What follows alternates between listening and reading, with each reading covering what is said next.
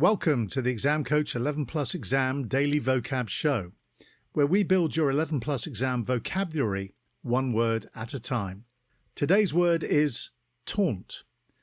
It is pronounced taunt and spelt T-A-U-N-T.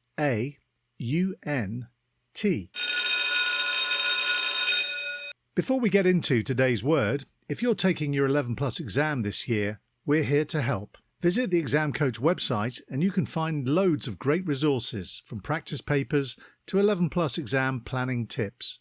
Remember to take a look at the upcoming courses and workshop schedule. At weekends and over the school holidays, we help children master their 11 Plus exam skills in order to gain entry to their first choice grammar or independent school. Now, back to today's word. Taunt is a verb that means to provoke or challenge someone using insulting remarks. It can also be a noun meaning an insulting or mocking remark. For example, you could say, "The bully taunted the smaller child with cruel words," or "the crowd shouted taunts at the opposing team." The word taunt comes from the old French word tanter, which means to tease or to tempt.